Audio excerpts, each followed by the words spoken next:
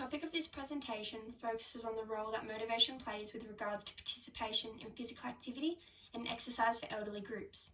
Throughout the presentation, I will present various factors and barriers that affect performance, including with recommendations for goal setting and future interaction to keep elderly engaged and enjoying their experience. The elderly population refers to individuals over the 65-year age bracket contributing to roughly 16% of Australia's population, AIHW 2020.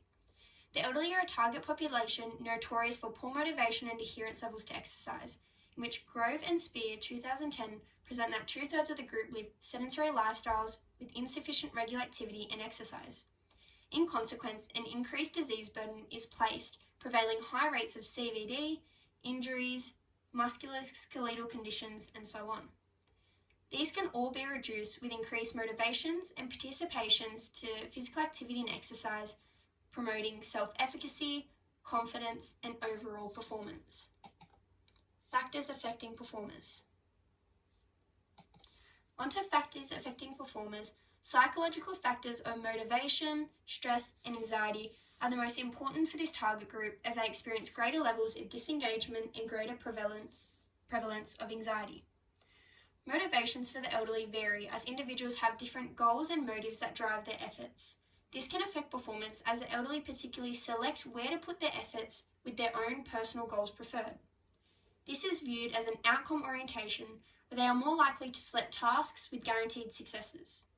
Motivation can also be driven by intrinsic sources such as the urge to seek enjoyment and stress relief, as well as extrinsic sources such as improved physical condition, fitness, and overall health. Anxiety and stress is another factor in which over 20% of the elderly population experience an anxiety disorder. This can include cognitive, somatic, and trait anxiety, in which all cause negative effects including interrupted cognitive functions, physiological responses, and situational views. These factors can in turn affect performance of the elderly directly through interfering with decision-making, anticipation, hearing, heart rate, and ability to connect socially. Social factors. Sources of support including family, friends, and health professionals can heavily influence performance as they can influence positive behaviours and positive decisions in relation to exercise and physical activity. Through social networks providing positive feedback, appraisal, and encouragement, as well as tips and tricks and so forth, it can boost the elderly's performance through improving self-confidence and esteem. Support networks can also promote greater enjoyment in exercise, forming a sense of belonging and sense of community. Emotional factors. Mental health is an emotional factor affecting performance, with over 30% of the elderly people experience depression and other disorders. Mental health can determine one's performance as it can either increase or decrease self-efficacy, cognitive functions, self-perception, and mental energy. Shifts to self-efficacy can be observed through the Bandura theory, which portrays that behaviours and efforts are determined by one's personal factors such as thoughts and actions, and so with poor mental health, performance can decrease due to its effects on emotion, interrupted thought processes, knowledge, and so forth. Typical motivations. Motivation refers to one's incentive to maintain efforts and achieve goals, while achievement motivation refers to an individual's efforts to achieve excellence, overcome obstacles, and improve performance. Motivation can influence one's choices, intensity of efforts, and persistence regardless of previous activity outcomes. For elderly groups, it is recommended that motivation should be both short and long-term, intrinsic and extrinsic, while focusing on an interactional view approach, meaning that motivation isn't solely based on personality traits such as goals, needs, and personality, nor situational traits such as exterior sources such as friends and family.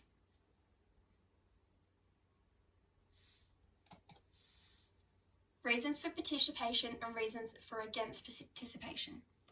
There are various typical motives for the elderly. However, according to an investigation by Rahman et al. 2019, The top 3 important motivations for this target group are enjoyment, stress management, and improved health. This is similarly portrayed through the self-determination theory, which promotes the idea that people will become more motivated by 3 human desires. That is autonomy, competence, and relatedness. So that's including competence, skills and confidence, independence, freedom, relationships, and so forth.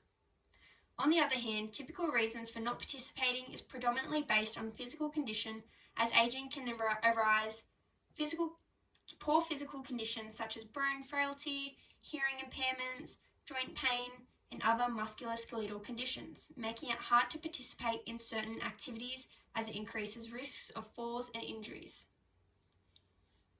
Other reasons include poor mental health, lack of social skills, costs and accessibility, and low self-efficacy.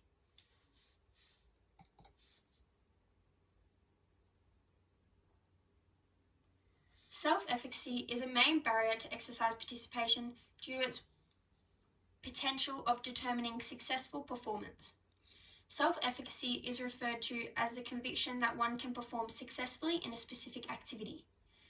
This is a barrier to most elderly groups, as a widespread have an all-or-nothing mindset where they predominantly only put efforts into activities with guaranteed successes rather than challenging themselves or choosing moderate activities.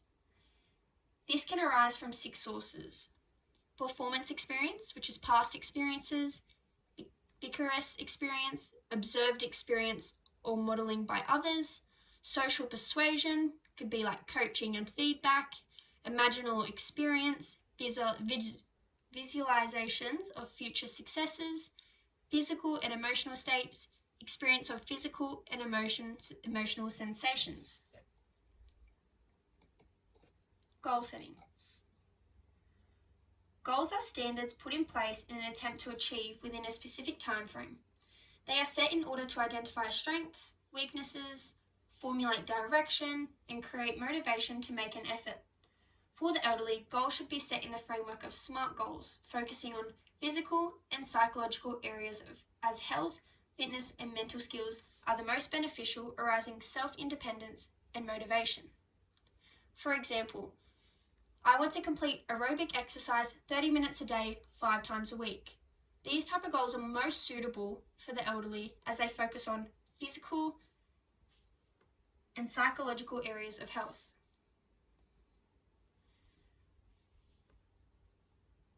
However, among certain exercises and suitable sports, such as Tai Chi and lawn bowls, process and performance goals can be set to increase task successes and achievement of own performance while increasing competence.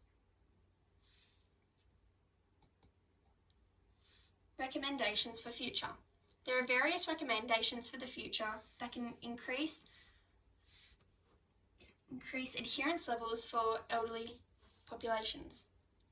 Encouraging individualised and realistic goal setting, education on benefits of exercise to health, well-being and independence, tips on adherence and how to maintain motivations, including cost-effective accessible services and facilities, including creative and fun activities such as gardening, water aerobics, dancing, yoga, Tai Chi,